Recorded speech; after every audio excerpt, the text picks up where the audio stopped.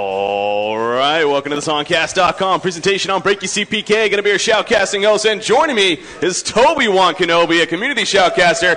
This is the DYA Invitational 8-team tournament here in Singapore, Malaysia. I'm finally excited to get this kicked off. How about you, Toby? I am very excited. We have been waiting here just a little bit to actually get already getting out the kinks, but we are here to get some awesome action. Of course, this is a one group bracket. All the other players, they're playing their hearts out now down in the pit. You guys have been watching them already, but this is, we got the best show match for you. It is Online Kingdom going up against the Evil Geniuses. I mean, you talk about the star matchup to get the tournament kicked off. Like you said, Evil Geniuses versus Online Kingdom, arguably, number 1 in 3 teams in the world. I mean, maybe even number 1, depending on who you're talking to in Europe for Online Kingdom. We got a hell of a matchup to get it kicked off, so it's going to be a lot of fun, of course. Like you said, there's 2 groups. We're doing a round-robin stage to get things kicked off here. 4 teams in each group, and that's the other thing. We got what we like to call a group of death here. I'm actually going to go into the game right here. Okay, there we go. So we got a group of death. Group 1 actually consists of Evil Geniuses, Online Kingdom, and also TSOG and ICE. So you talk about some tough competition there. There's only 8 teams total. Every team obviously a great team, but that's a tough bracket right there. It is an amazing bracket, and it's like only 2 of those teams can go through, and then of course you jump into the other bracket and you've got China, Singapore, Malaysia, and the PMS Asterisk girls out there as well. Only 2 teams can get through from this one, so 2 from either bracket. They come and meet in the semis tomorrow, but today we get to go through the group stages, and of course let's get ourselves into it. They're already on the bands. Yeah, as far as the bands are concerned, we have 5 bands out of the way, so Online Kingdom now going to go for their 6th or their third personal and final band overall. As far as the bands are concerned, we're looking at Bubbles, Thunderbringer, Dr. Repulsor, Tundra, Pharaoh, and now, of course, again, waiting on the last hero here. Yeah, as far as those bands are concerned, I mean, fairly typical, to be honest. Yeah, it's interesting to actually see Bubbles going in there as well. We did have the practice sessions last night. We all went to the Coliseum, and we had a couple of games, and Bubbles, I think, actually appeared in 3 of those games, quite well, in fact, and also another big one to throw into it as well. Tempest has been a big pick, even just in the practice sessions and of late too, Breaky.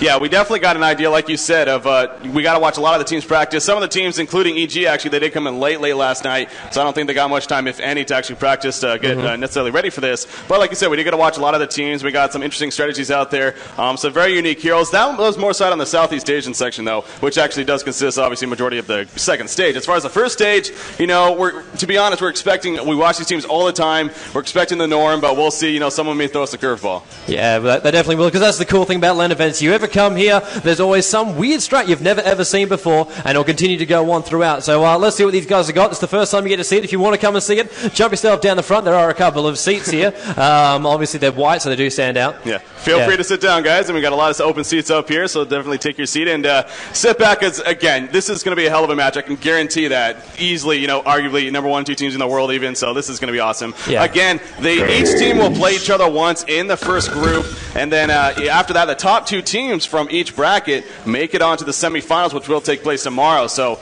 a lot is on the line for eventually that $20,000 prize pool here at the DYA event. Yeah, that is a very, very big prize for all these teams to actually be playing out for. We should also just comment at the moment, the players can actually hear us, so for everyone out there at home listening in, everyone out there in the audience as well, we're not actually strat calling, so we only call what both teams actually know, just so no team gets an advantage. Yeah, so definitely expect a little bit different pace of a cast, of course, because again, they can't hear us, and so obviously we can't sit here giving away some strategies and whatnot. And with that said as well, they can hear this in-game sound, so we're going to have to try our best to kind of keep the camera away from, obvious things that probably we shouldn't, as long as we can hear the sound. But with that said, we actually have the first pick out of the way. The last band, by the way, happened to be Soul Stealer by Online Kingdom. As far as the first pick goes, we are looking at Pebbles, picked up by Evil Geniuses here. That is an awesome pick to get things started off. I know I am excited. Pebbles, easily one of the most entertaining heroes in the game. Very, very fun to watch, especially in the hands of Chu. He is showing to be very dominant with that style of hero. So, Pebbles is just that fantastic burst damage. Like you watch him just blink himself in. So look for that port key on him nice and early, and he can initiate and kill you before you even know what the hell actually happened. So I'm really interested to see how he actually plays. I want to see like a hero like Tundra or something like that. Give him a bit of vision to actually work with, or throw in Tempest, use him around a bit. We did actually see it before with Pebbles being basically a great initiator, and then Tempest coming right on top of it, and that ulti, just everyone came in to help. Everyone got caught, and, well, we all had nightmares last night. Oh, yeah, you're talking about a lot of burst damage coming out of nowhere, and just that chain CC, crowd control. He's afraid of CC a lot, obviously, but the crowd control on all the heroes, if you can land it correctly, can do a lot of damage. But like you said as well, he's a great roaming hero early on, very good early to mid-game hero. He can definitely take over games. We do not usually see him picked up right away. With that said, he's not usually a first pick, but here for EG, you know, they want to get it out of the way. They want to make sure they have Pebbles, knowing that they're going to play aggressive, as they always do. As far as the other picks, by the way, we still got EG. In fact, they went down to the very wire before they finished their next couple of picks. They actually followed up with Flint Beastwood and Witchslayer. Flint Beastwood, obviously a carry-style hero. We have seen him in Tri-Lands. We've seen him solo. In this case, though, you would expect maybe Pebbles to solo mid, but of course we have to wait for the whole line to be finished.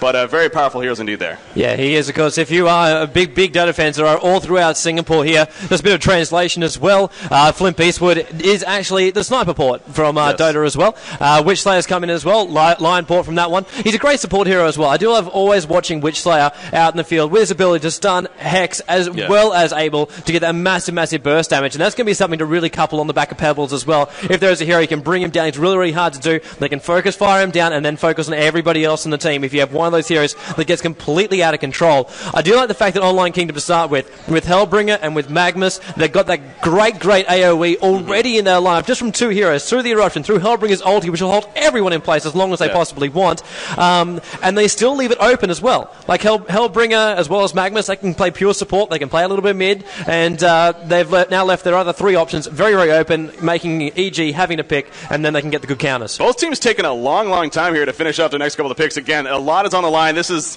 arguably the biggest match of the group stages, and again, only two of these teams are going to make it on to the next round, to the semifinals. So this is a very big game here. Forsaken, Archer, and Bombardier, the next couple of picks right there.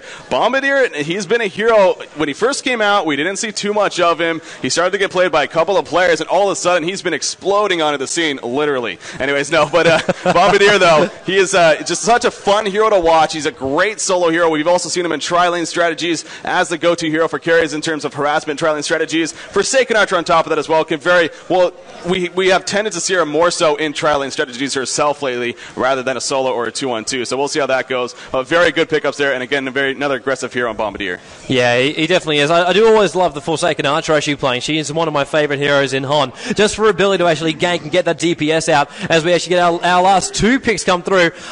That's a big pickup to actually get. You have got two of the best support heroes in this game through Witchslayer and Behemoth. Behemoth, he's fantastic in a tri-lane. Even if he wants to roam, it was an old classic lane to actually have a Behemoth and a Witchslayer going on a roam, allow the other three to solo, and they can do it with this too. You got Pebbles, more than likely you probably see a tri-lane coming out of all of this, and then allow Valk and Flint Beastwood to have a bit more fun on the side. But you jump yourself over to Online Kingdom as well. They got a pretty decent lineup as well. They got good roamers. You can have roamers through Magnus. He's a great one to do that with, and they still have one more pick to go.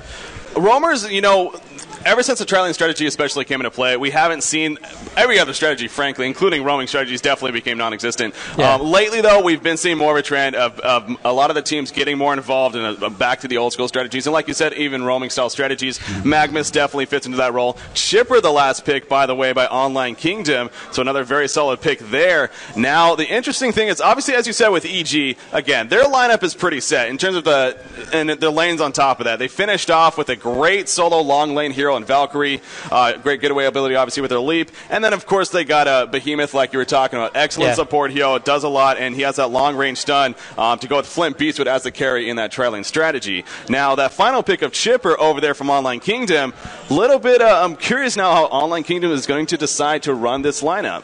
Yeah, it's just one of those weird things, like how are you going to put these lanes out? Are they going to be aggressive? We've seen it many times before with quad lanes and things like that going up. How we're actually going to go with this, we're going to find out. We're loading into it. Now first match of DYA on the main stage. We'll get ourselves underway. Online Kingdom going up against the Evil Geniuses.